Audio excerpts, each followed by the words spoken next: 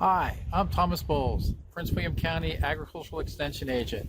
Welcome to our video. My name's Leslie Paulson, and I'm a master gardener in Prince William, and I'm going to introduce to you today Alyssa Ford Morrell. I met her when we both became Audubon ambassadors. She is a master gardener from Arlington, Alexandria, and also a master naturalist. And she is a coordinator at the library demonstration garden at the Glen Carlin Library. Most master gardeners do more than one thing, and she does them all very well. And she is going to talk to you today about not just welcoming fireflies, but the other creatures in our yard too. Thanks, Alyssa. Thank you very much. So let's just go ahead and get going here.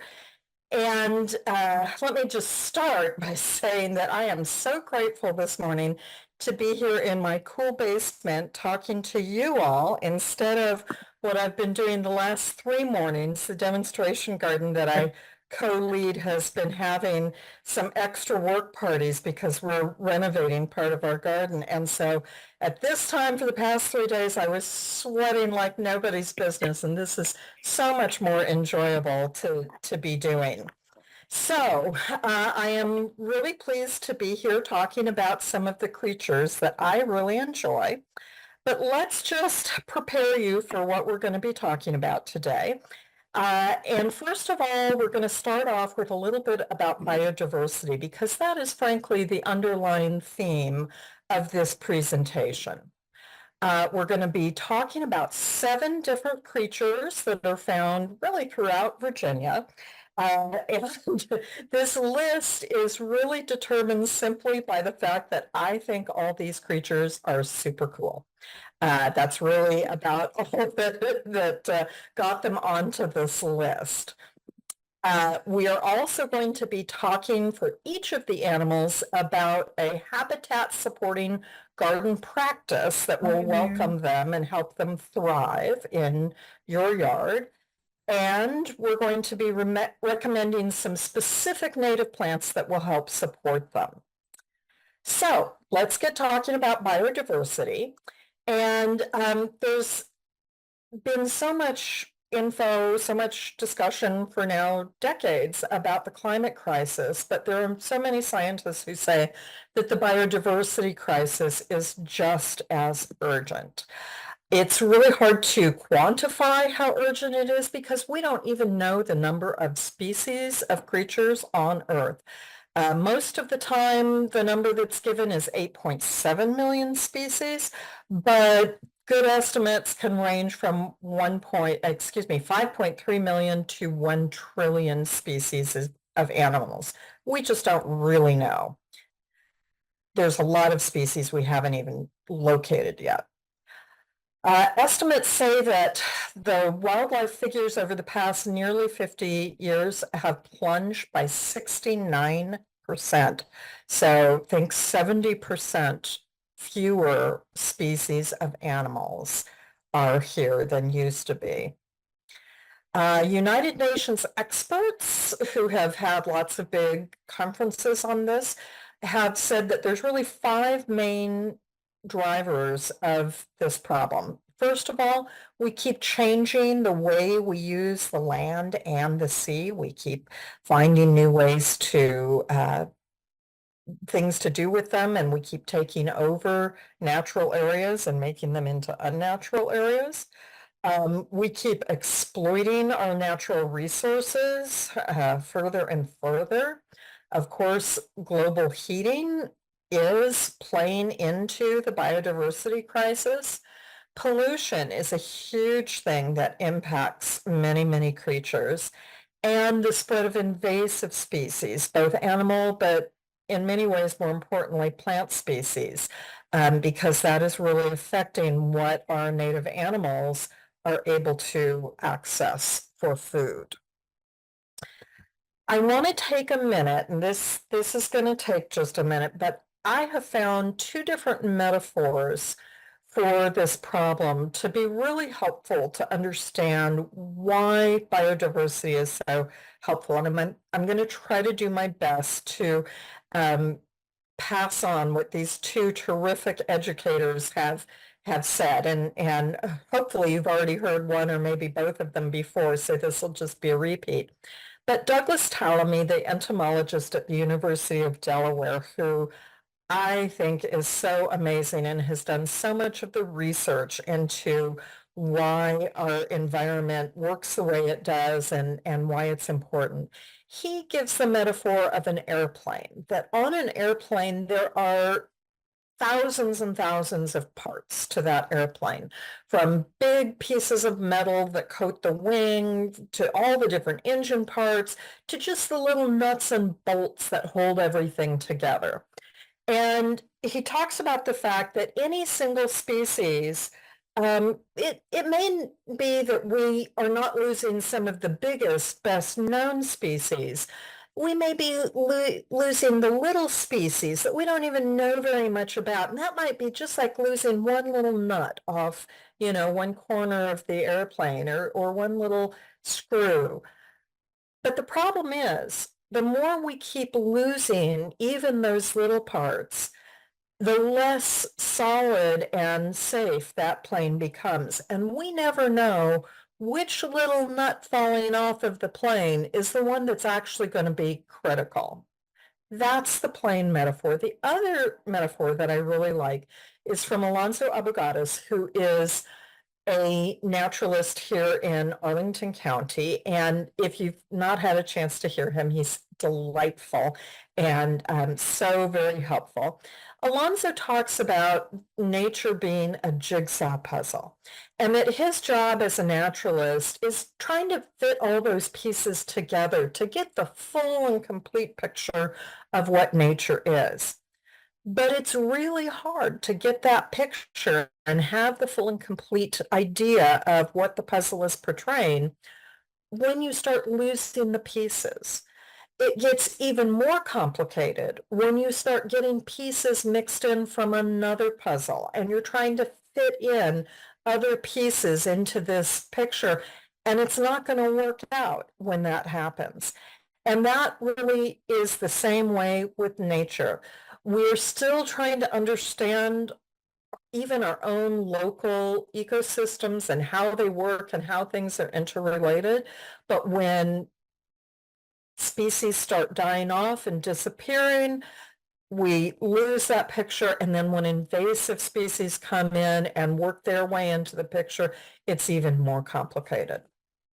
So, I put this talk together based entirely on the idea that we can actually do a lot to help with biodiversity by starting in our own yards. In fact, I sincerely believe that it is the very best place to start working on biodiversity. There are so many creatures that will call our yard their universe. They may never, ever leave our yard in their entire lives. And so what we provide to them makes a good deal of difference. And if we haven't started at home, we really are not qualified to talk about what we should be doing elsewhere.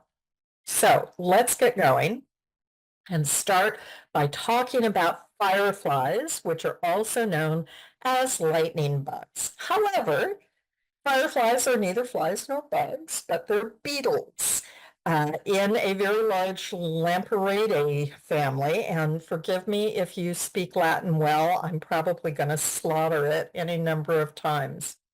As beetles, fireflies have two pairs of wings. The hard outer pair is called the elytra, and they protect the delicate underwings that they use for flying. Worldwide, there's over 2,000 species, and in America, we have about 150 plus. In Virginia, we have 28 species of fireflies. The most common fireflies that we have in Virginia is also the most common firefly that we have in North America, the eastern firefly or the Big Dipper, Photinus perillis. Now, I did not grow up seeing fireflies as a child because I grew up in California, and most of the fireflies that are west of the Rockies, and there are fireflies west of the Rockies, don't light up. Sometimes those are called daytime fireflies and black fireflies. So not all adult fireflies glow, but the eggs and the larva and pupa all do glow. That glowing, both as adults and as juveniles, serves several purposes. As adults, it helps to attract mates. But the glowing also helps warn predators that these animals won't taste good, and in fact, sometimes are toxic to predators. Different species have different colors that they glow. You can tell which species they are by which color they are. Some are green, some are yellow, some are more orangey. They have different flashing patterns, different places, heights off the ground, or whether they like more woody or more open spaces, and also time. So some start flashing right around twilight and others flash much later at night.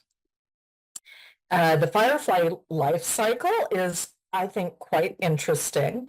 The larvae are called glowworms, and they are completely predatory. They eat earthworms, slugs, and snails. So if you've got problems with slugs or snails, you certainly hope that you should have some glowworms in your soil. They generally take about 2 years to reach maturity, depending on their species. The eggs are laid in moist areas of soil or moss.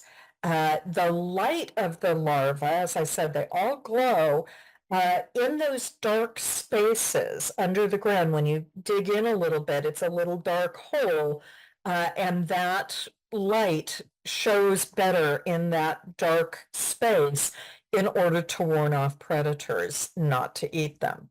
Now, this is one of the things I find most fascinating, that the adult fireflies do not eat or sleep.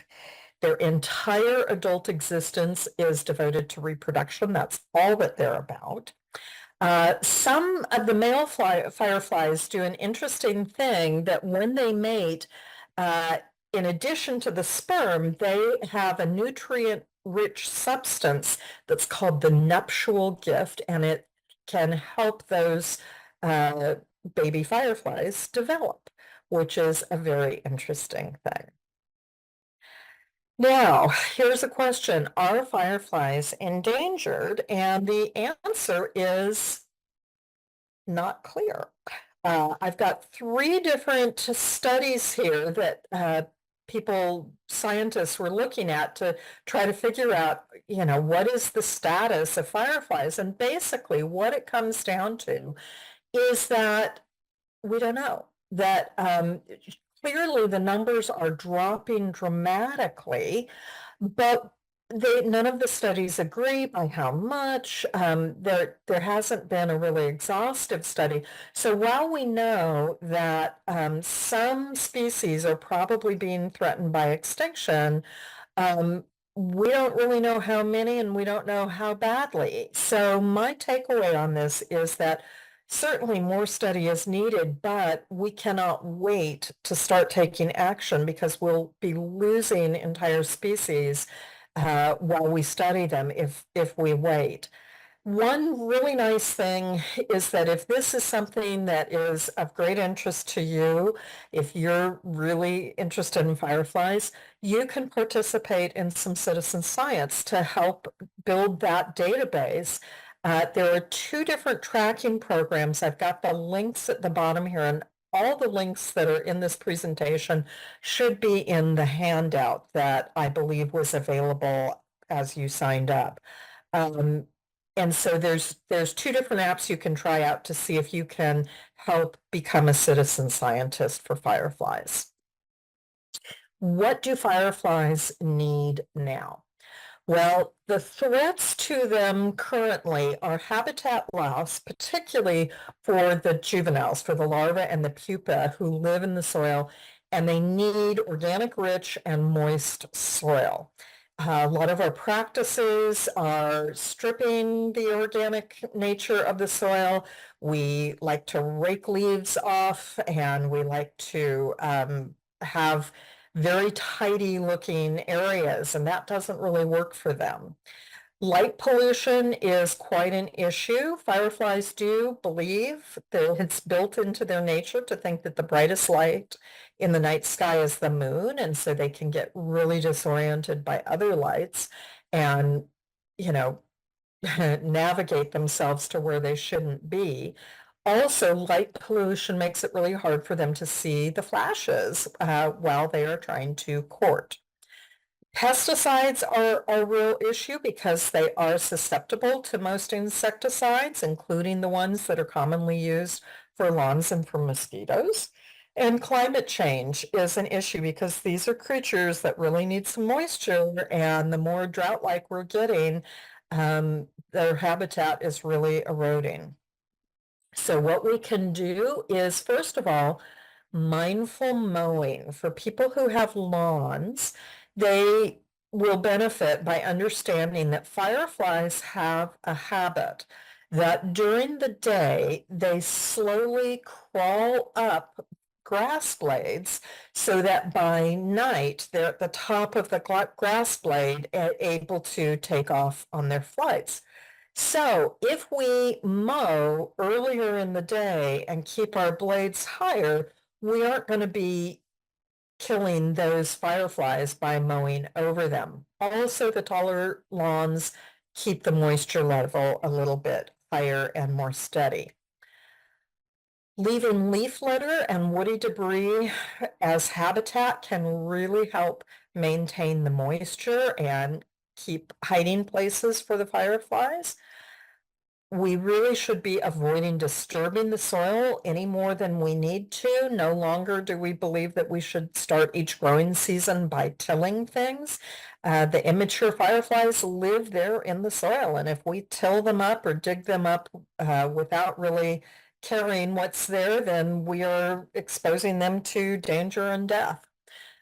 We can turn out lights and switch to using motion detectors or timers for just when we really need the light. If you want lights, but that are not very disturbing to them, red lights are the best way to go. If we plant the highly supportive keystone plants that help the environment in general, especially the trees which provide the best habitat, and biodiversity, will really be helping because the trees and the keystone plants hold moisture and help reduce the temperature. Which brings us to, what is a keystone plant? And hopefully most of you, I believe most people in this audience are master gardeners, so hopefully this is a review for you of what a keystone plant is, but just in case it's something that needs reinforcing, a keystone plant plays the same role in the environment that the keystone in a Roman arch plays, that center top piece. Without that center top piece, the rest of the arch will not function. Not all native plants. I mean, native plants are really good. I am all about native plants, but they don't all support wildlife equally. Some only support a very few kinds of wildlife, but 75% of the insect food required by our native animals is supported by just a few plant genera, and those are what we call the keystone plants. And I'm going to read this quote from Dr. Douglas Tallamy, who I've already mentioned to you. He says, "A yard without keystone plants will fall far short of the insect abundance necessary to sustain viable food webs, even if dozens of native plant genera are present."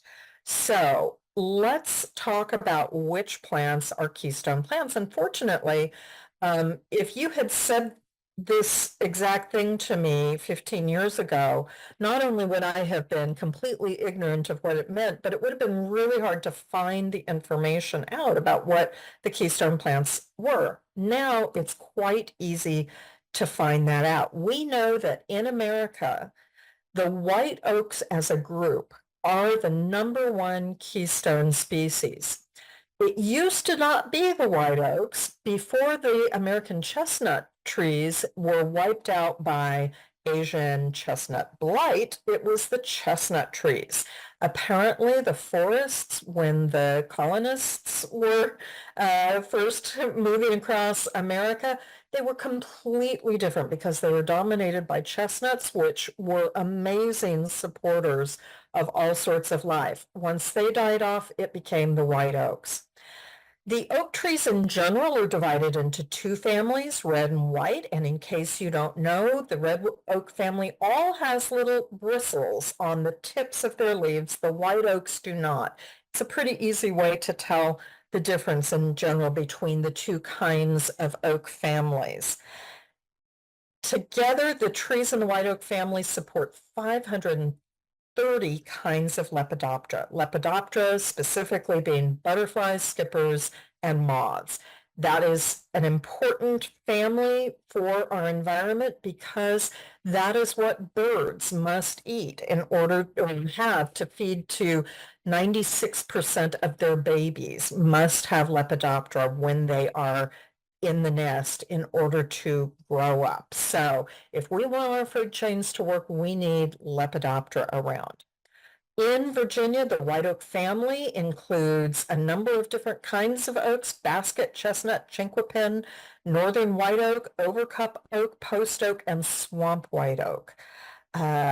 Here's just an interesting tidbit that I learned from Douglas Ptolemy's book, The Nature of Oaks, which is a really good book if you want to learn more about oaks.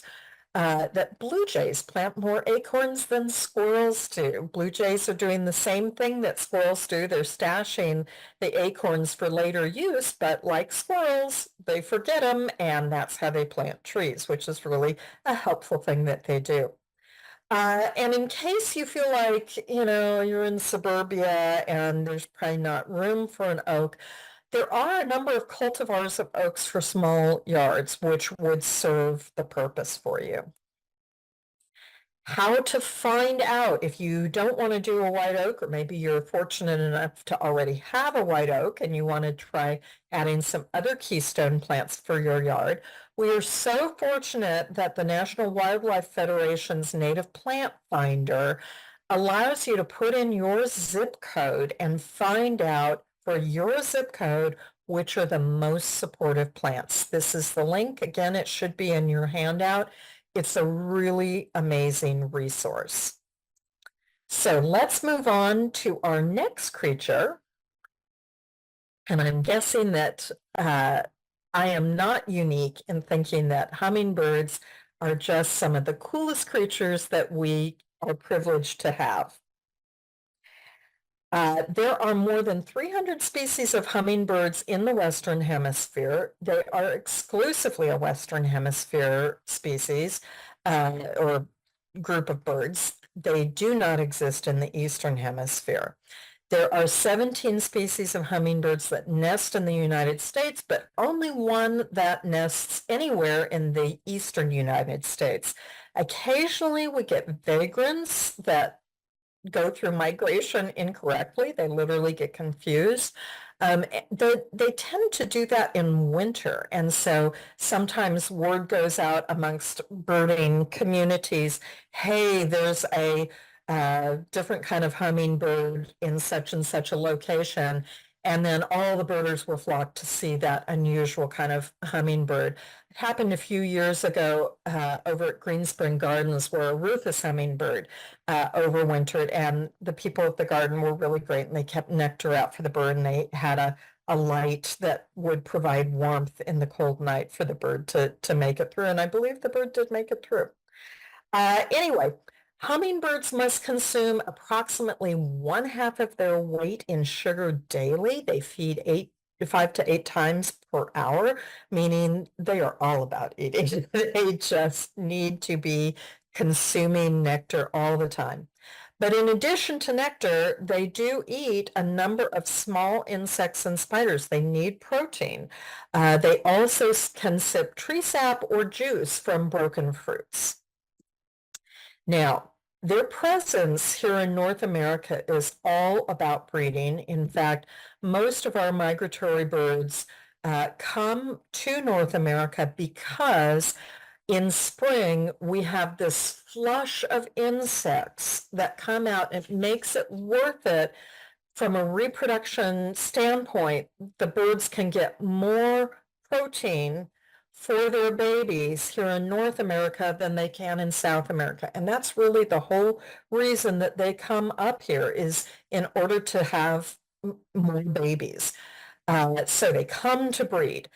And the ruby-throated hummingbird story I find absolutely miraculous, because here are these little birds that weigh less than a nickel, make a migration. Most of the ones that come to Virginia make this migration across the Gulf of Mexico, meaning they fly more than 500 miles nonstop over nothing, no land at all, over waves. It takes them 18 to 24 hours to get across the Gulf, depending on the weather, and yet they manage to do it. They tend to come to the same area year after year to nest, meaning that if you're lucky to have a bird that nests in your yard, it's probably the same one as the year before and will come again the following year. Nobody quite understands why some of them, as they land after the flight across the Gulf, why some of them stayed way down in south, some keep flying up, and some of them fly all the way up to Canada. It's the same birds, they all make the same flight across the Gulf, but some of them like to go higher and some of them like to stay lower. When they get to wherever they're going to stay, and for the birds that are going to Virginia, they're generally arriving in April. They immediately start pairing up, they build a nest, and the mothers raise the young. Those babies need a high protein diet of insects in addition to the nectar. The insects that the babies are fed include mosquitoes, gnats, aphids, and small caterpillars. When the mom feeds those babies, she does it by regurgitating the insects that she's caught into their throat. And if you've never seen this, look up a YouTube video. It is the most astonishing thing. It looks like those babies are swallowing a sword. The mom plunges that beak way down into them, and you just think they're going to get stabbed somehow, but it tends to work. So anyway, it's really an interesting sight. After the babies have fledged, then both the babies and the adults will take part in what's called the post-breeding dispersal, meaning that the hummingbirds spread out beyond their nesting grounds, and they're just building up their strength until they need to go back down for winter. And that is why in my yard, since I don't have the nesting hummers, we usually don't see hummingbirds in our yard until about August. I have not yet seen one in my yard this year, but I'm starting to keep my eyes peeled for it. It's a very dangerous world for little birds. They can get buffeted around by strong winds, rain, strong downpours can drown them. And so the trees and shrubs that we have in our yards can be really important safety items to protect them from both the elements and from predators. This fringe tree right here on the upper right is in my own yard, and this is what most of the birds, not just hummingbirds, but definitely the hummingbirds, when they come to my yard, they always come first to the fringe tree. They rest there for a moment, they look around, and then they head to wherever they're going to get their drink of nectar. And in fact, here is a hummingbird whose photo is taken resting in that fringe tree. After they've had their drink, they go back to the fringe tree, and again, they rest, they look around, and then go on their way or come back and get another drink somewhere. It's really important to have that kind of spot for the hummingbird to scope out the area.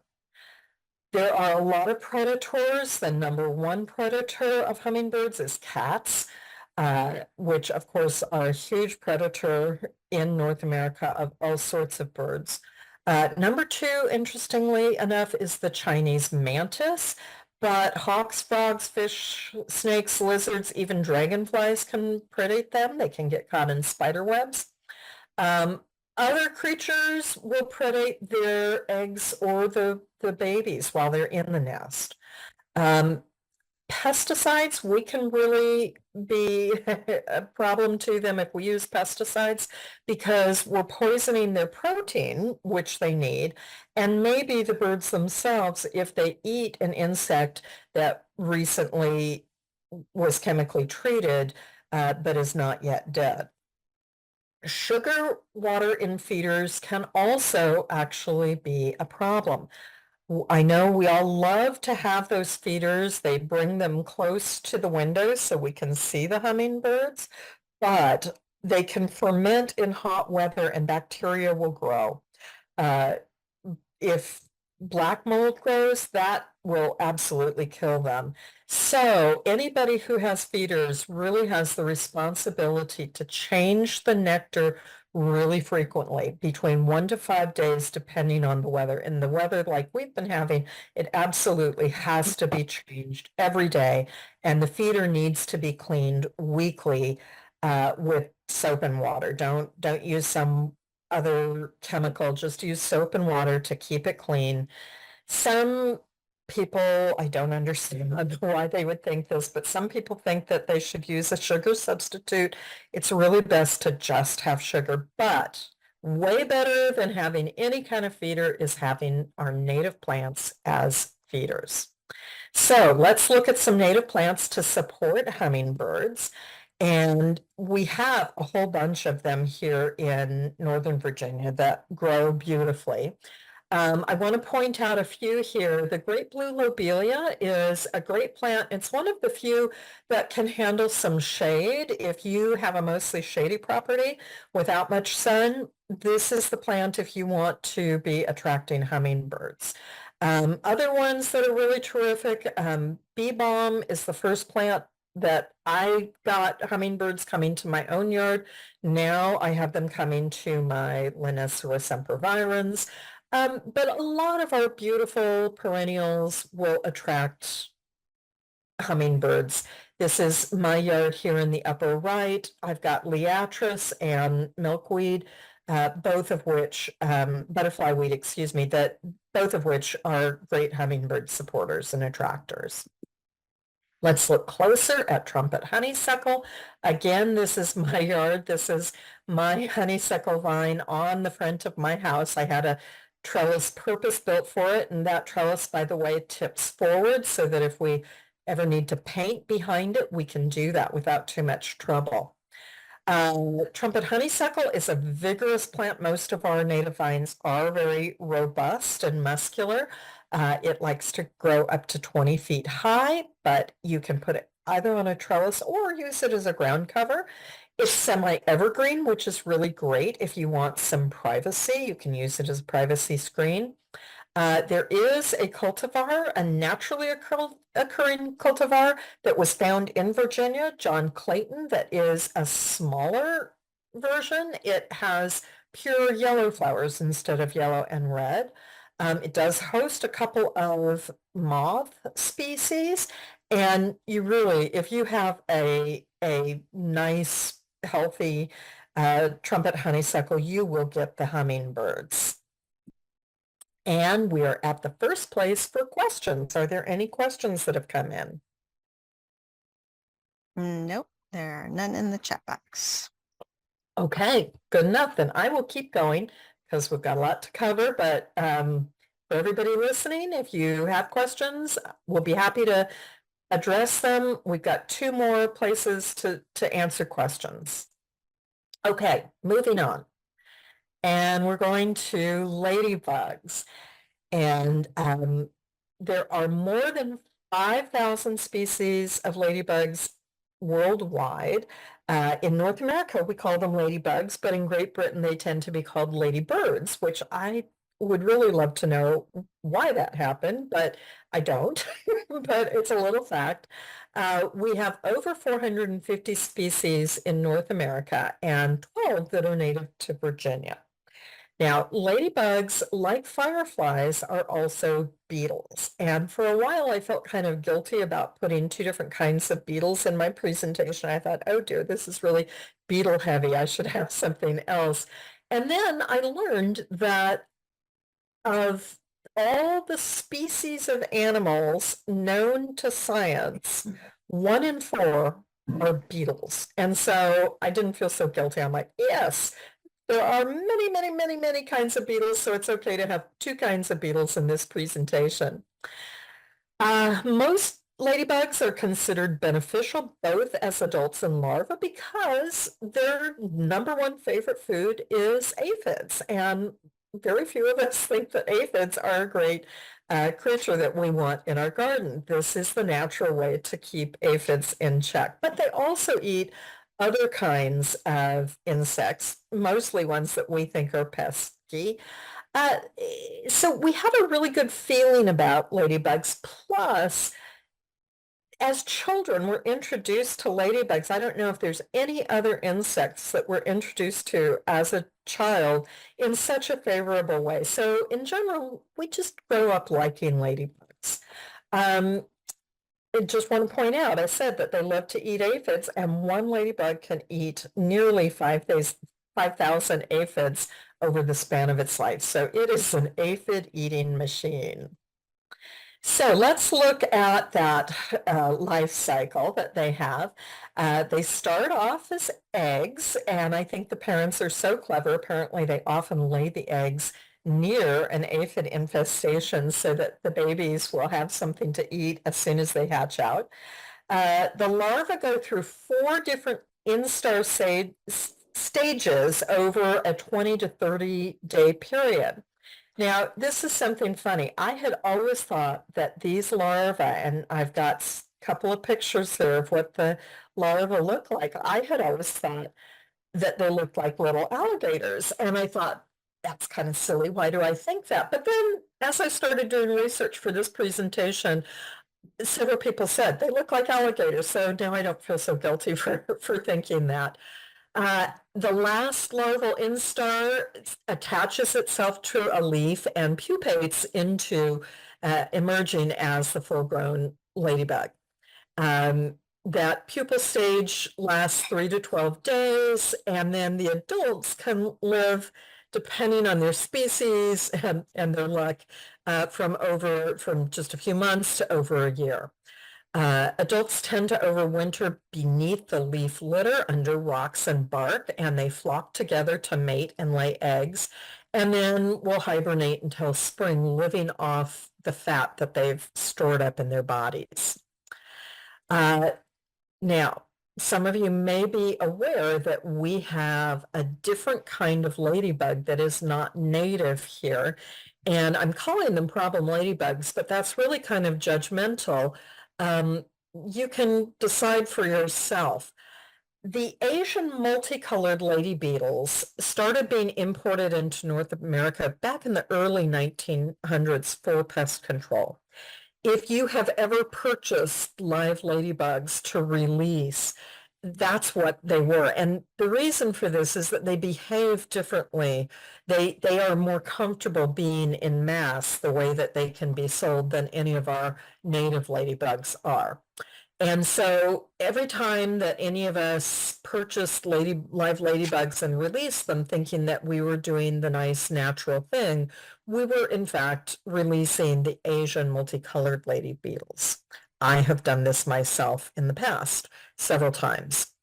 They are slightly larger than most of our native varieties. They are distinctive in that they have a stinky yellow fluid that they release as a defensive mechanism. I have never personally noticed this or noticed a weird smell per se, but apparently that's what they do. In the absence of natural predators, their populations here in America have expanded hugely.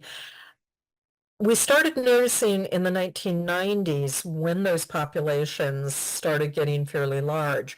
We found that they were starting to be attracted to homes and other buildings for shelter over winter. And so some people get invaded by ladybugs and it's apparently not really enjoyable. I mean, having one is kind of fun, but thousands is a problem. And the best advice is to seal up entry points and vacuum up the intruders. And the vacuuming does not have to be suck them into the belly of your vacuum. You can actually put some sort of a stocking over your hose and catch them in the stocking and either throw that out or release them depending on your preference. It's unclear how much the success of the Asian multicolored lady beetles will impact our native species. I actually spent a good deal of time trying to research this, and the most reputable sources really weren't taking a clear stance on whether they're a problem or not. In fact, I have to say a few of them sounded a little bit defensive about it. However, I've had a number of scientists who I've spoken to who certainly think that the large presence of the Asian multicolored lady beetles is hurting native populations just by sheer dint of numbers and the competition. Now, they are easy to tell which are which because all the Asian multicolored lady beetles, while they tend to come in different colors, they have these spots. And here you can see here the spots are not so much connected. And in this one, they are connected. And they form what looks like either a W or an M, depending on how you're looking at them. The larva also is quite distinctive in that it looks like it has a kind of orangey red rectangle superimposed over the back of its body. And I have to say that this spring I was looking very carefully at my larva, and that's all I was finding was the Asian ones. So what can we do to help them? And I kind of have to apologize in advance here because this is a slide. This has principles that I feel very strongly about.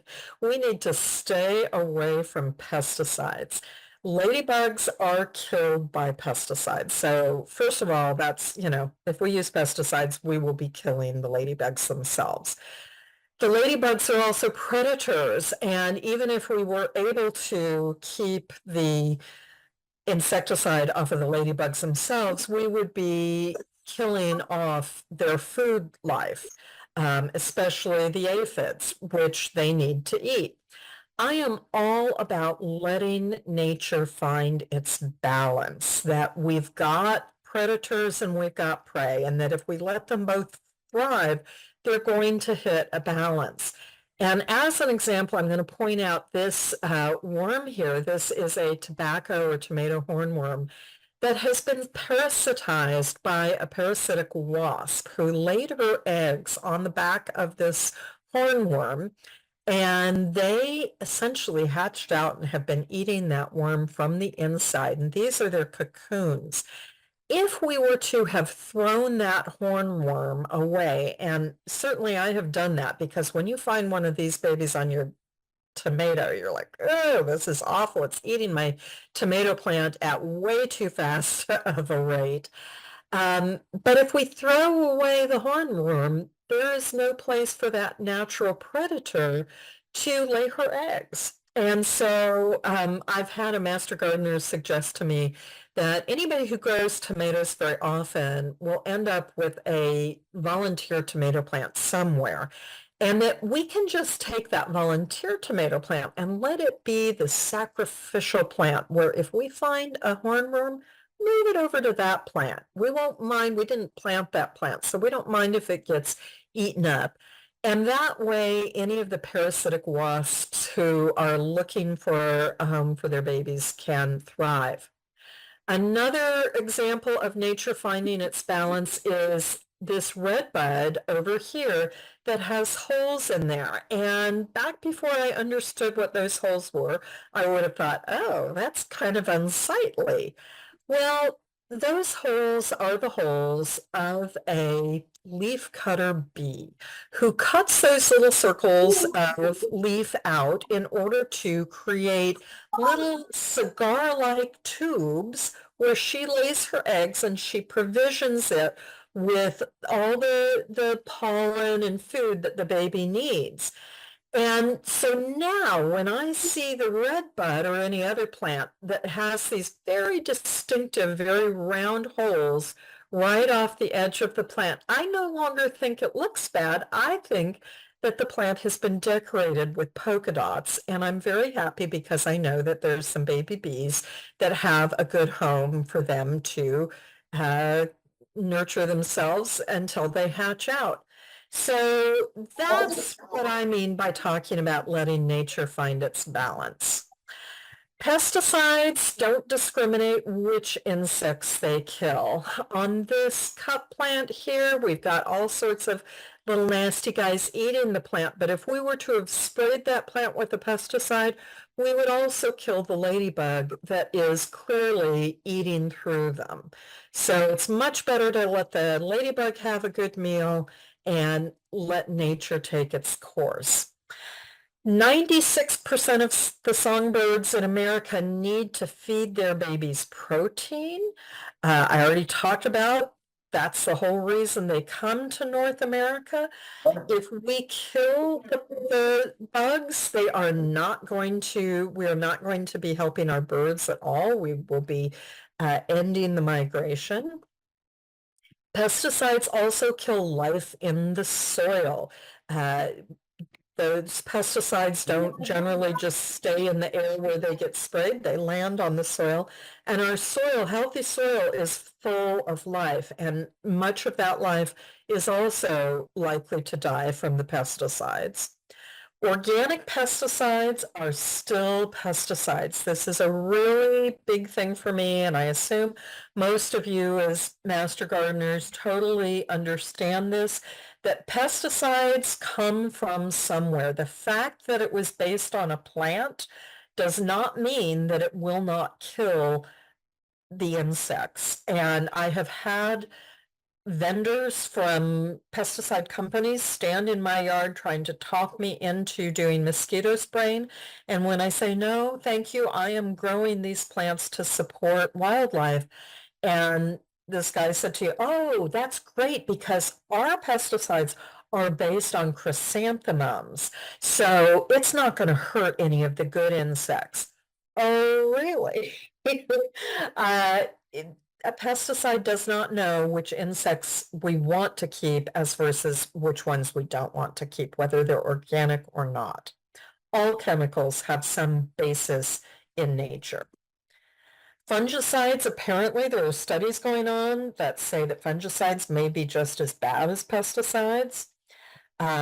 What we urge instead is to cultivate natural controls and change your standards. Embrace the polka dot plants. As Dr. Ptolemy says, step back 10 paces from a plant that has some insect nibbles on it. If you can't see it from 10 feet back, it's not an issue. The plant is fine. It's doing what it's meant to do. Use non-toxic controls when needed. If you've got aphids, feel free to use a hose, use your hands to squish the aphids off, use latex glove if that sounds icky to you. The non-toxic controls will work great. And of course, I'm a master gardener, and as you all know, we have to say, if you do use pesticides, read the label and follow all the directions very carefully.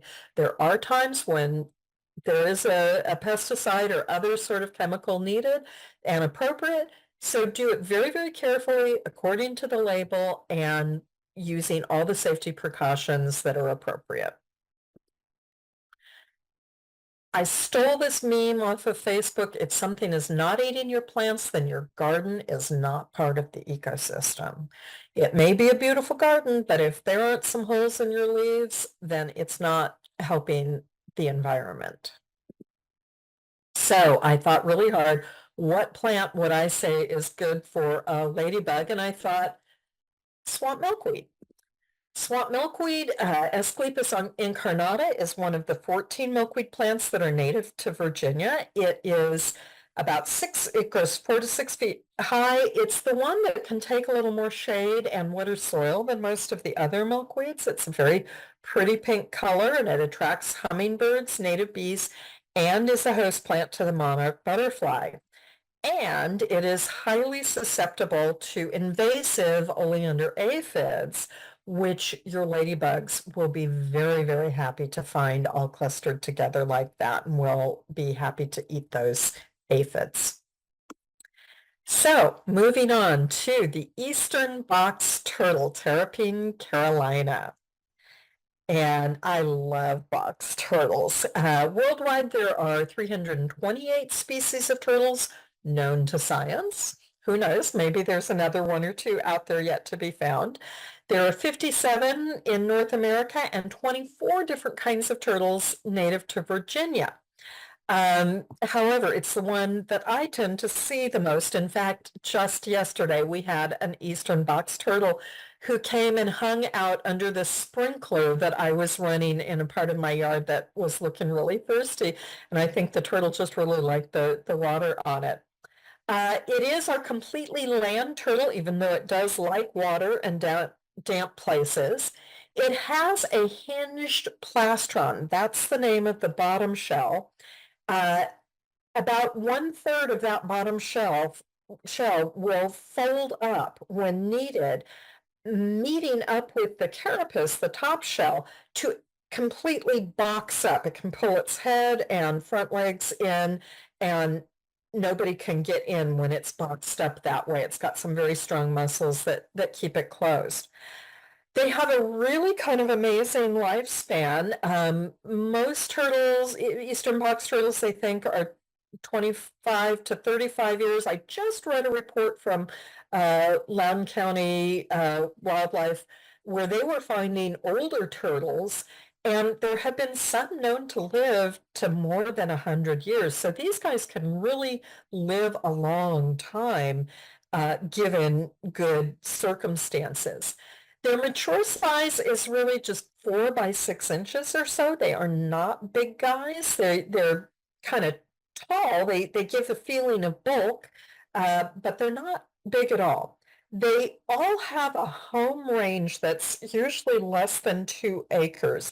And it is really important to them that they stay in that home range. If they somehow get moved outside of that home range, they will try to get back to it and often will die trying to do so if they've been moved a long ways. Their home range is essential to them. Their diet, I think, is really interesting. It's very omnivorous and opportunistic. They'll eat all sorts of stuff. But as they get older, they become less carnivorous. They become more vegetarian, which I think is just rather charming of them. So let's talk about how they make their tiny turtles.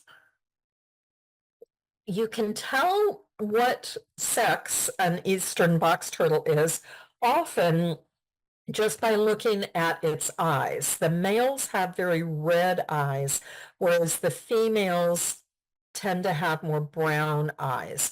If you do pick them up, and I have stopped doing that because I don't know, I feel like it's a little bit rude, but the males, their plastron is kind of concave, whereas the female is either flat or convex. And you can just imagine that that's in order to facilitate making babies, because if you had two convex shells trying to rub against each other, the top one would always be slipping off. So it needs to be a little bit concave in order to make sure that those babies can happen. They reach sexual maturity around the age of 5. The mating season is all spring through fall. It doesn't really matter. And that's partly because of this really super interesting fact that the female turtles can store sperm for up to 4 years. So it doesn't really matter when they get that sperm. They're not going to use it to have a baby until they want it for up to 4 years, which I don't know how that works, but I think it's pretty amazing. The nesting season is May to June, and they dig, the females dig a nest in sandy soil using their hind legs, and they'll lay between 1 to 11 eggs, and they may have more than one nest. So I believe that they tend to have more like 3 or 4 eggs in a nest, but it can vary that much. Now, another really interesting thing about them is that the gender of the babies is influenced by the temperatures. If it's really warm, the eggs tend to be more female, whereas if it's cooler, there are more males. So I don't know if this may be a factor as the climate warms up, if we're going to have an overabundance of female eastern box turtles. Few more turtle facts that I think are really interesting. In northern regions, they don't really hibernate, but they find an insulated spot that's called a hibernaculum, and they become kind of lethargic and enter a state known as brumation, starting in October or November, lasting until April. In warm winters, they can wake up and move around. And I honestly believe that this photo here, the upper left photo, is a turtle. This was in my own yard under the Lonicera vine that I showed you in a previous slide.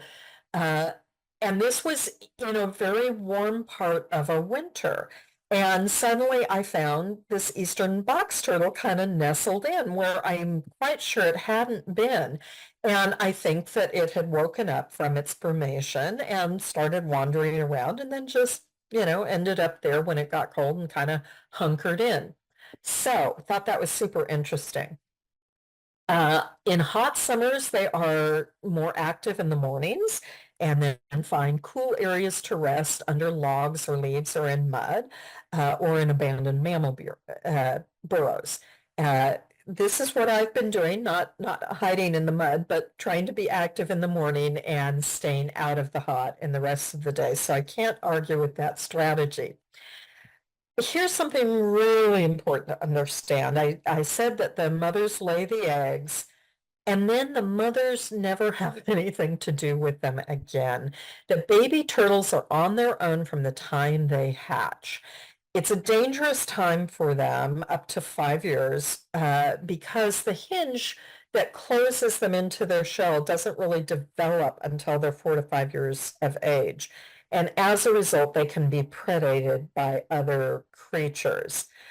But a lot of people, when they find a baby turtle, they think that baby turtle is lost because they can't find the mother, and that is not the case. The baby turtle is able to take care of itself from hatching.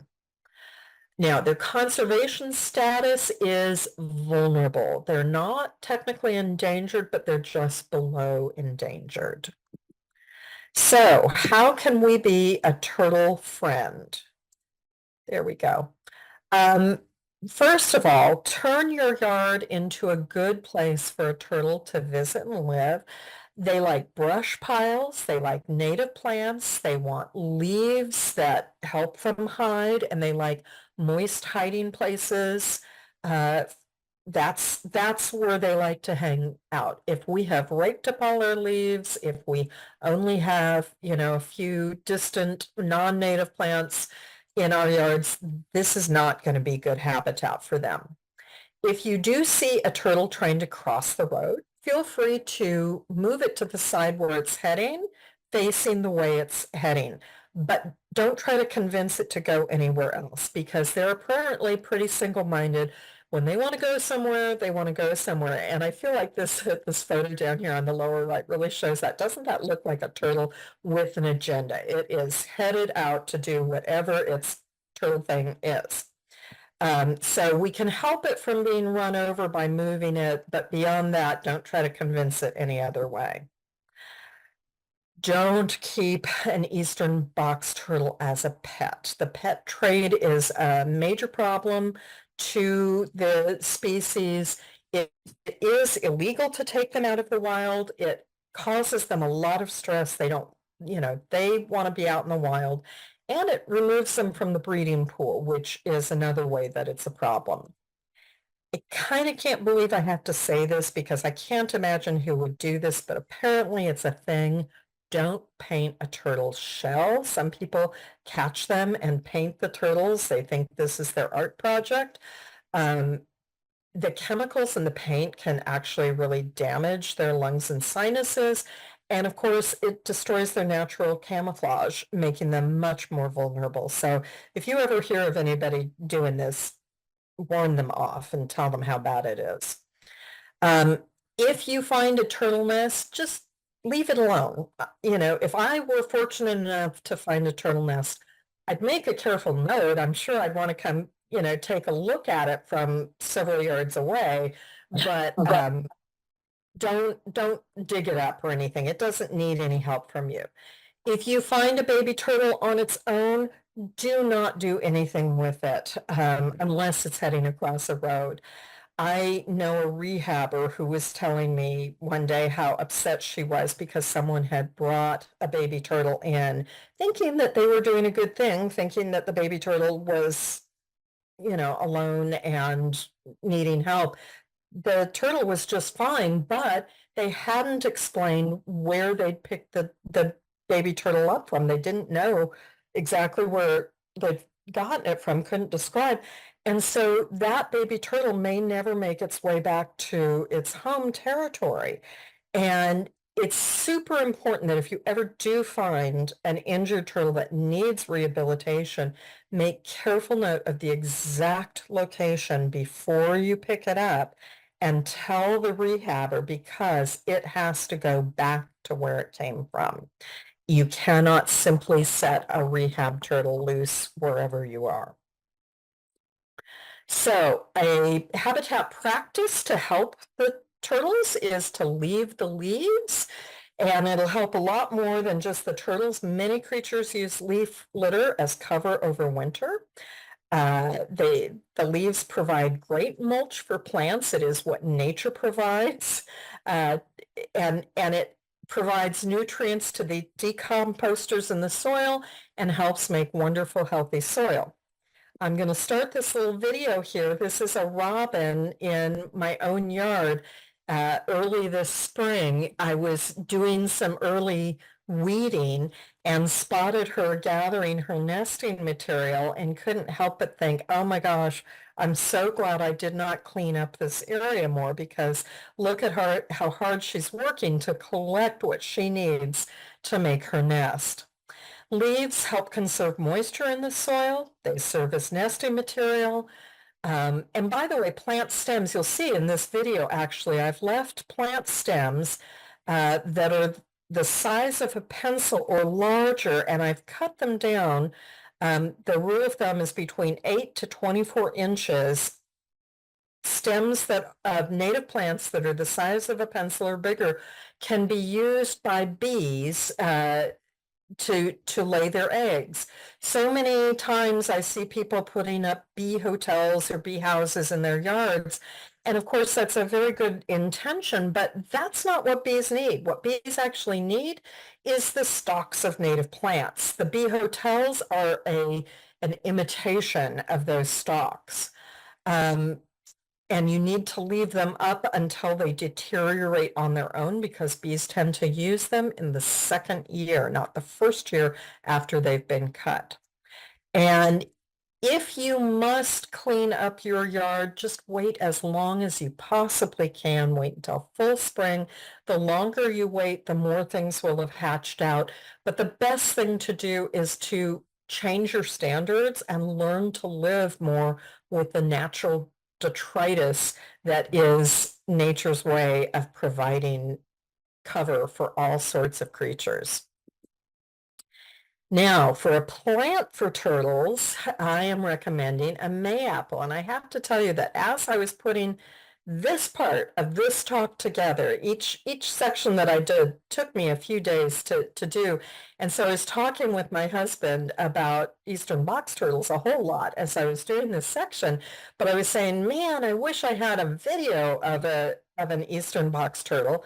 And in the morning, he left to go to work and came right back and he said, Alyssa, there's an eastern box turtle on our front doorstep. So I went out in my pajamas and filmed this little girl who was making her way through our yard. I am very appreciative of this. Anyway, Mayaples are a great ephemeral native plant that is very common from eastern Canada all the way down to Florida. They colonize by rhizomes to form a dense mat of clones, but they really don't have a lot of good ways to reproduce sexually except by turtles. And so what these plants do is the mature plants have, well, all the plants have umbrellas.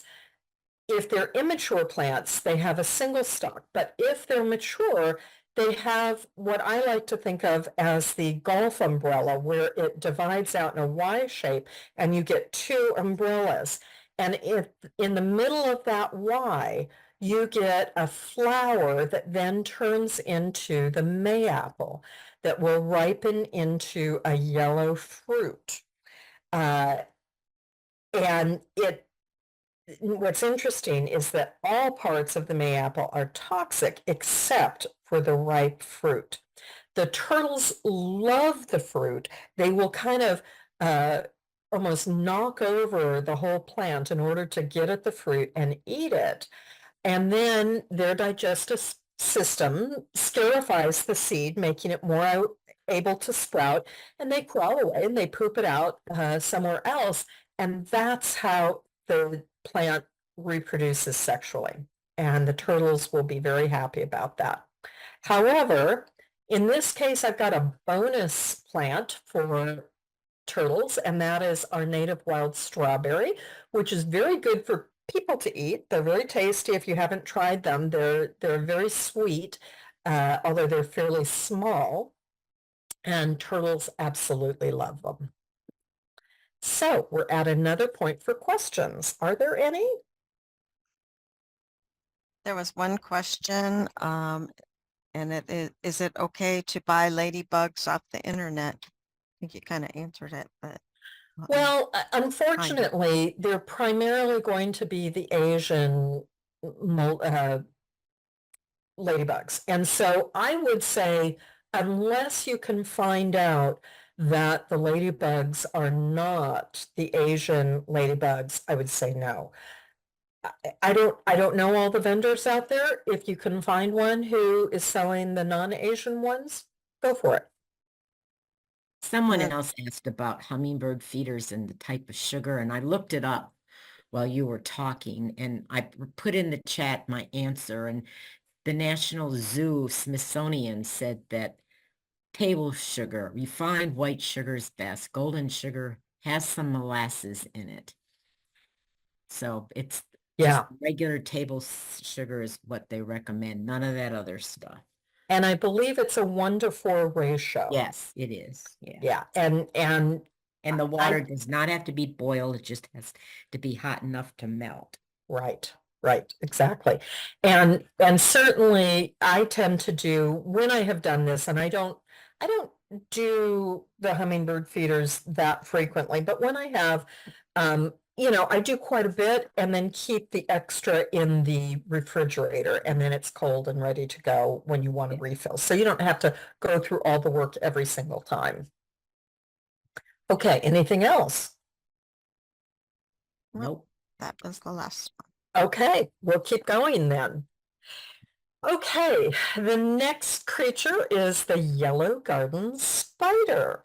And I think these are spiders. I've had this personal spider journey of getting more and more used to spiders and coming to appreciate them. There was a time in my life that I wouldn't have liked any spiders at all, but this one is really quite the handsome spider.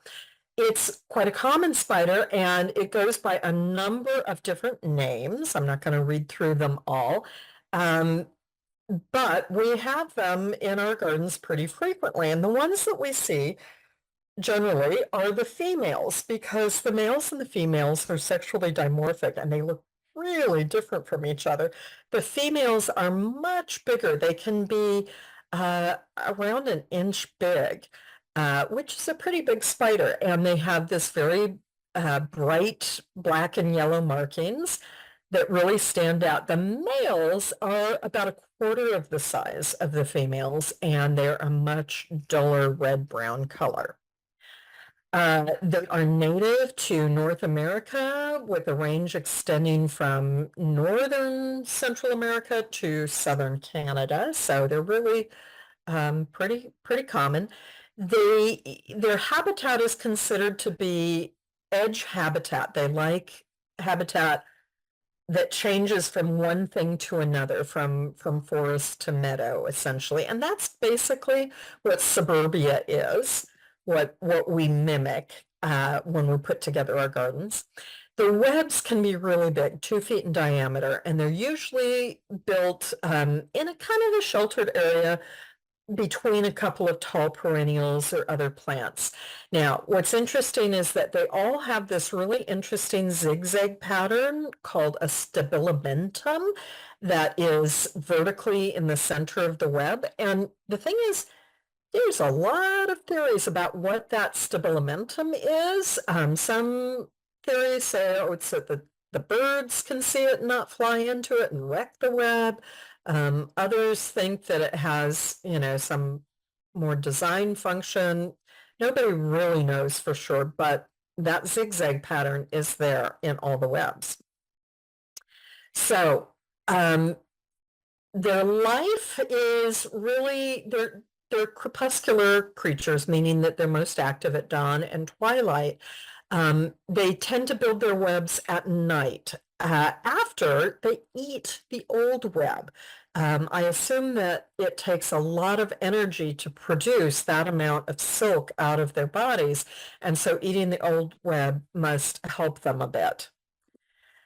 They are predators, with dragonflies, damselflies, wasps, and bees being their favorite prey, although they'll eat lots of other insects. Now, I'm going to run this video, and I will apologize in advance that I did not get my camera up fast enough to get the first part of this. This happened so fast, and frankly, I was so stricken.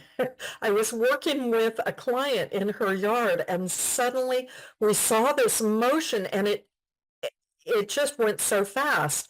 But a bee flew into the spider's nest, and indeed she just rushed over there and she spun it around. For anybody who's a fan of Lord of the Rings, it was just like Shelob capturing Frodo. It was kind of awesome. The other woman and I were just kind of flabbergasted as we watched this. They rest in the center of the web, feeling for vibrations. When the prey has stopped struggling so much, it rushes over and wraps them up in the webbing. And then after it's all secured, they envenomate the prey. I love that word, envenomate, which liquefies their internal organs, which is a pretty radical idea, to be pre-digesting your food. The spider venom is actually not a danger to humans unless the human is specifically allergic to spider venom, but apparently that's a fairly rare thing. And the same thing for other mammals. And apparently for those who have had this kind of spider bite, it feels basically like a bee sting, which isn't a good feeling. I grant you that. Nobody wants to be stung by a bee, but it's generally no worse than that. They are not aggressive to people. They tend to flee from humans. They really only bite humans when they really feel provoked. So let's talk about how they have their babies. And here we've got a couple of photos of some egg sacs. Here's another cool little fact that I just love. The male yellow garden spider courts the female by plucking at her web. And I just think this is so cute. I'm thinking of this small, not brightly colored male at the corner of the web saying, "Hey, I'm over here. Would you be interested?" And I just think it's quite charming that they do that. The mothers attach the egg sacs underneath some vegetation or sometimes to the web. The babies hatch out in late summer or autumn. Sometimes the egg sac stays dormant in a really cold area through winter. Once the egg sacs are heavily parasitized by wasps and flies. Everything is part of that food web. Everything's eating each other. We already know that the spiders like to eat wasps. Well, the wasps like to eat the eggs. The baby spiders release silk after they hatch, which catches the wind and carries them to another location.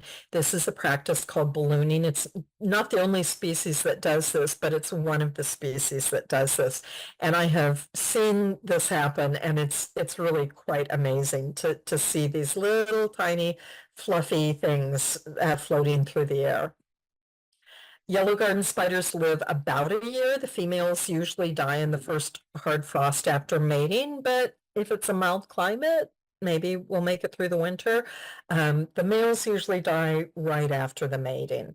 This is something that throughout this presentation, I find that the males, their sole purpose is to pass along their genetic code, and once that's done, they don't have much more to live for and they die. So how we can support yellow garden spiders. Fortunately, their populations are stable. They are not endangered right now, but there are 16 species of North American arachnids that have been put on the endangered list. And what's good for these spiders is generally good for all spiders. So again, don't use pesticides, which kill their food and may harm them if it gets on them directly. They are not insects, so they are not going to be as susceptible, but it's certainly not going to be good for them. We want to provide abundant native plants that are the basis of a healthy ecosystem, especially the keystone plants that support so many insects because, of course, they need lots of insects in order to be well fed. If you're in a garden with lots of plants, look for and avoid the webs, especially in the morning. And frankly, none of us wants to walk into a big web, even if we like spiders. It's a odd feeling to walk into a web. We don't want to do that. And here's a really big message to all of us, including myself, and that is that they really function as wonderfully efficient, polluting pesticides. They consume an estimated 400 to 800 million tons of insects every year. So fight the phobia. I think most of us here in this country, it feels really natural to be put off by a spider. We just aren't taught that they're a good thing. But try to educate yourself, try to rethink the role that they play in your home, in your garden. I have come to realize that the spiders that live in the corners of my bathroom up high are actually providing valuable environmental services. And I've told my cleaning ladies to leave the spiders. They think I'm insane, but I feel good about it. So it is possible to become less afraid of a spider with time and education. So a species to support them. And again, as I was saying, they like perennials, and the keystone plants are the best ones for them, for all of the environment. So let's look at the goldenrods, which are the top of the heap for perennials. They're the #1 perennial keystone species. And goldenrod, there's at least 10 types that are native to the Chesapeake Bay watershed area. Depending on the type that you get, they can grow 1 to 6.5 feet tall. But this is a great plant that you can do the Chelsea chop on. You can cut it back several times up until early July if you want to make it more compact. They collectively support 115 species of Lepidoptera, so that's a lot of support. Do not confuse goldenrod with hay fever causing ragweed. Ragweed is wind pollinated. That's why it causes so much hay fever. It puts out a lot of pollen that gets out on the wind, and then we breathe it in.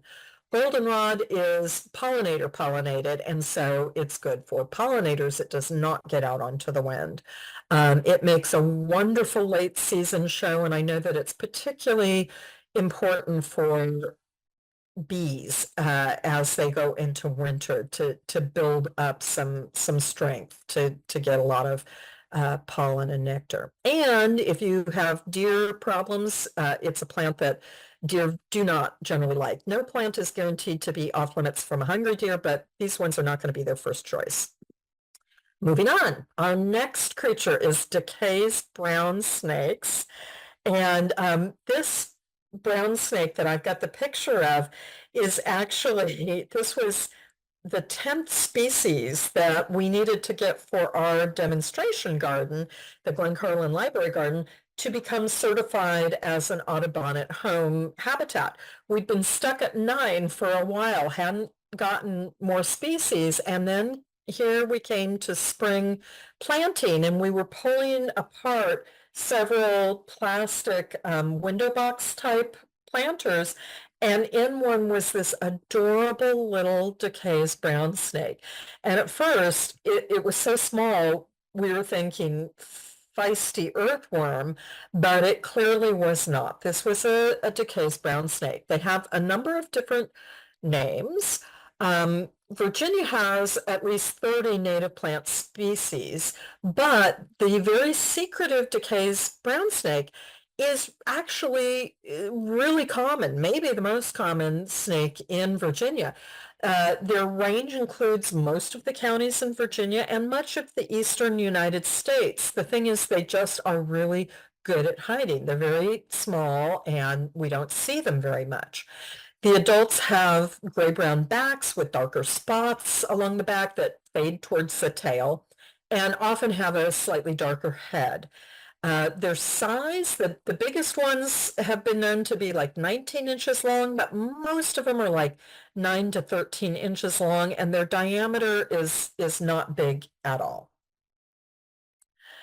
So talking about their lives, they give live birth to 3 to 31 babies in a summer who are the size of matchsticks. I wish I could see those little tiny babies. The youngsters are darker in color and have a cream or yellow band around their neck. This is a youngster right here with that little whitish ring around its neck. They eat slugs and snails and soft-bodied insects and earthworms. So really, these are your friends in the garden. They really are harmless. When they're threatened, they can musk, which is putting out a bad smell to try to make you want to leave. They will pretend to strike. They really don't strike. They don't have much in the way of any fangs that they can sink into you, or even sometimes will play dead as a defense. They are preyed on by all sorts of other things, including domestic cats, other snakes, birds, raccoons, opossum. Their populations have declined in recent years, presumably because of habitat destruction and the use of pesticides, which of course they eat a lot of insects. So that would make it harder for them to find their meals. How to be a friend to them.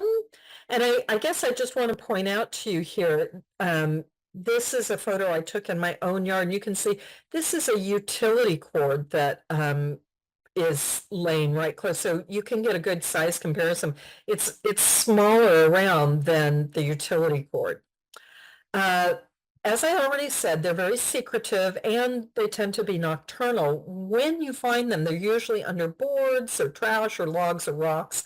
They live in the soil and humus layer. That is their home.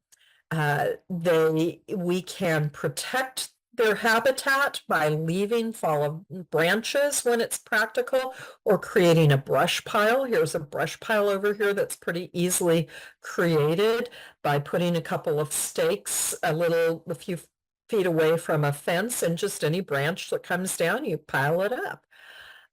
Rock piles and leaf litter and low dense shrubs will also provide great safety for snakes and other wildlife. And again, keep cats indoors. Cats will absolutely go over these little snakes. And by the way, you might have seen my cat. I have cats. I love cats. I'm not at all against cats, but my cats are indoor exclusive, and I really believe that all cats should be indoor exclusive. So a plant that a decay snake might love, and that is a fragrant sumac. This picture over here on the right is on the edge of my property next to my driveway. And we put this in because it's on a slope, and it's really a great erosion control plant. It's a low-growing shrub with branches that touch down and root and sucker, and so it creates a dense thicket. It can grow up to 3 feet and can be used as a ground cover. It's a tall ground cover, but it serves as a ground cover. The leaves have clusters of 3 leaves that are sometimes mistaken for poison ivy. The first time I ever encountered the fragrant sumac, it was really hard for me not to think it was poison ivy. I was supposed to be pruning it back, and I was having a really hard time mentally doing that. But now that I'm used to the plant, I instantly can tell the difference between the fragrant sumac and the poison ivy. It has both male and female flowers that set really nice red fruit that can persist into winter and be support for animals. It tolerates clay and drought, and as I already said, it's good for erosion control. But I've got another plant that would be good for a decay's snake. If you're not familiar with the Itea virginica or Virginia sweetspire, this is a wonderful native plant. I call it a silver bullet because it works in almost all circumstances. It takes sun, it can take some shade, it can take moist, it can take dry. It's a really nice shrub that comes, the straight species is about 6 feet tall, but there are cultivars that are shorter all the way down to about 2 feet tall. So no matter what size of a shrub you're looking for, this native shrub can probably fit the bill. And because it suckers out and grows a lot along the ground, the decay snake will like it. And we've got a second bonus plant, which is Christmas fern.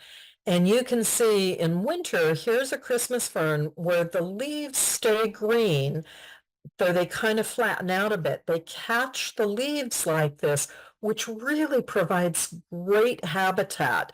A little snake under there would be really happy. That would be a great home for a snake. So Christmas fern would be another great plant for the decay snake. Moving on to our last creature, and I'm sorry, I see I'm going to go over time. I won't hold it against anyone who needs to leave, but I'm going to try to go very quickly through praying mantises. There are about 1,500 species of mantids worldwide. The mantis is a genus within that order. They all have front legs that fold in a praying stance, and the females of all 1,500 species are generally larger than the males.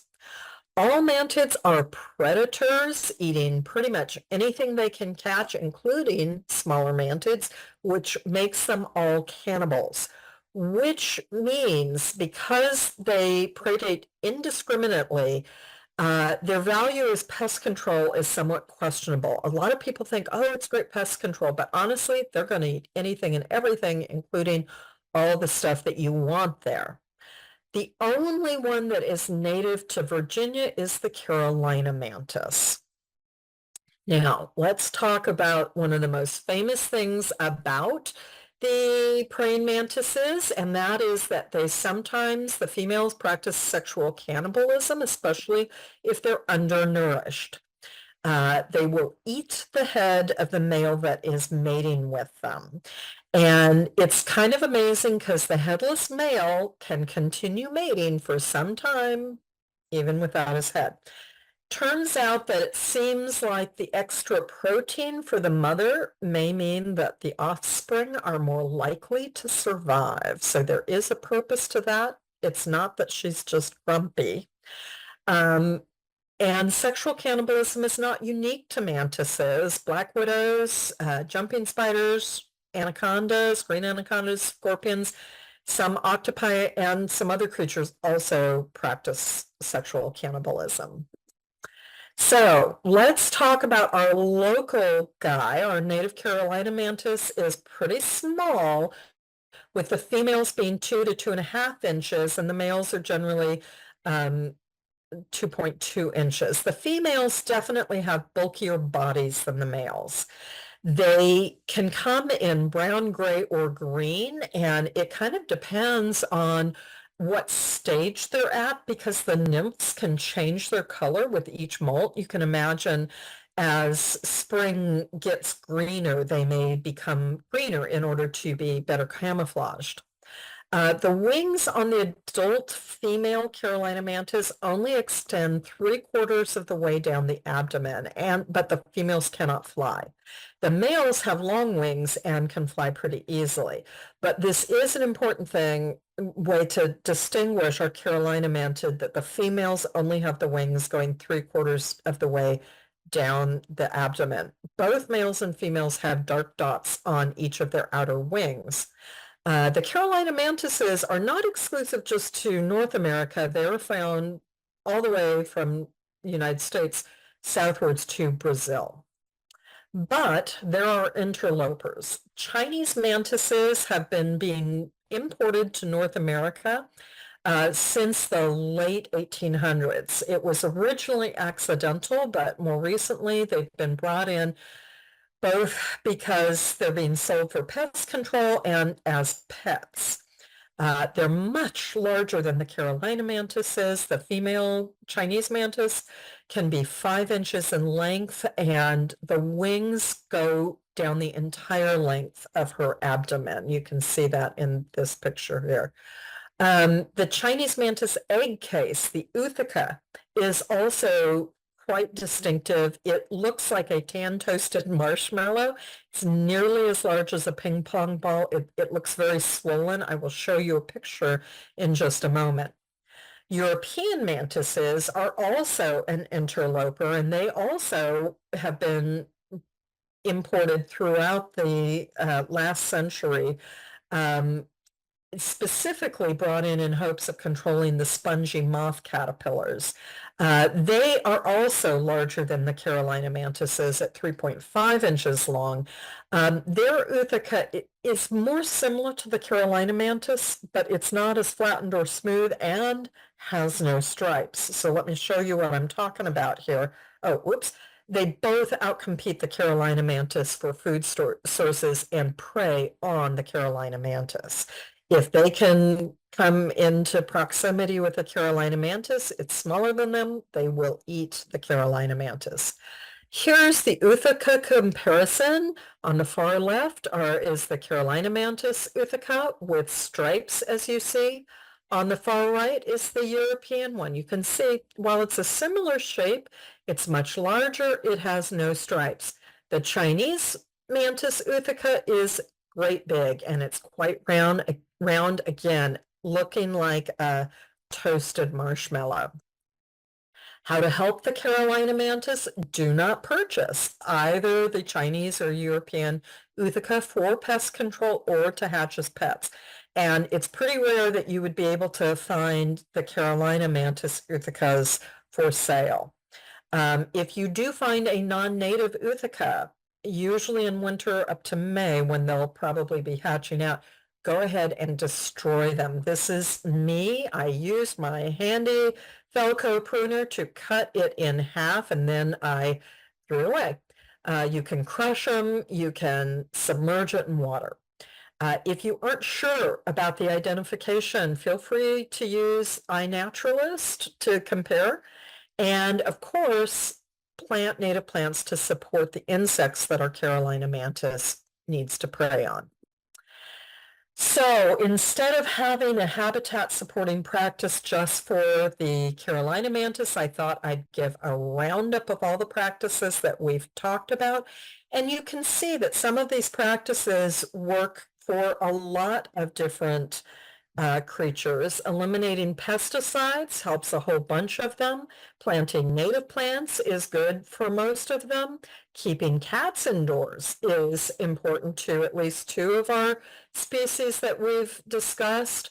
I do want to point out that there are some good practices that I am often talking about and recommending, but that were not covered specifically in this, which are offering clean water to wildlife, keeping snags, dead trees. You can cut them down to a level where they are safe and won't fall over and hit anything important, but they provide a lot of support to many animals. And removing invasive plants, which is a whole other topic all in and of itself. And a plant for Carolina mantis, again, I had a hard time thinking of one specifically. And so I'm just saying anything native, because our native plants create the supportive, sustaining ecosystem for all of our native creatures. And fortunately, we have great information about native plants here in Virginia. The Master Gardeners of Northern Virginia are we are very proud of our tried and true native plant selections, which are all on our website. Many of our most useful native plants have a full page that you can print out. There's multiple photos and all sorts of helpful information on those tried and true sheets.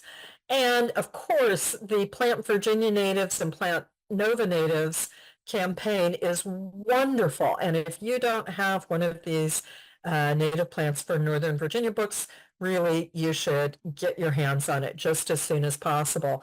Not everybody in America has this kind of information available. We are really fortunate to have this all at our fingertips. I wanted to give you a few more resources in case you wanted to dig deeper on any of these things. I'm not going to go through these here. They should be available on your handout, but I think they're all pretty useful. I want to give a quick shout out to Judy Gallagher, from whom I got most of the creature photos, my dear friend Elaine Mills, who gives me the great plant photos, and Rachel Tolman, a professional naturalist who was kind enough to review this presentation with me to make sure that I was saying all the right things and none of the wrong ones. And that brings me to the final spot for questions. There are none in the chat box, but if anybody would like to unmute and ask their question, I'm more than happy to do that. I I also have a question. This is Susie Bessaker. Okay. Do we have access to the handout somewhere besides registration? Because I did not print that out. I put a message in. I'm sending it out with the evaluation and the link for the recording. Perfect. Thank you. You're welcome. I also put in the chat the address in case anyone wants a visit from Audubon at Home. If you go on that link, then you will, by putting your address in, they'll send it to the right coordinator. Thank you, Leslie. Leslie and I are linked through Audubon at Home, and I love doing Audubon at Home visits. It's so meaningful to be in someone's own yard and talking with them about what they can do to be more supportive of nature. It's a really wonderful thing for me as an ambassador, and hopefully for the people that I'm visiting with. Someone from Hampton Roads is wondering if you would do this virtually for their group. I will tell you that we will be putting it on our YouTube channel, which will be on PWC Gov, and then if you just put Hort classes, you'll find it. Yeah. And I will be happy to answer that if you want me to. I mean, I'm a master gardener and I give talks, so I'm happy to give this talk anywhere in Virginia. Since I already got permission from my agent to do it for Prince William, I'm sure I could do it for Hampton Roads. I will say it is available not only now here, but on the MGMV website, we're really proud of our library of talks. We've been, since COVID hit, we've been doing through 3/4 of the year, every week we do a new presentation, we record it, and it goes up. So you can actually see this from the first time I gave this.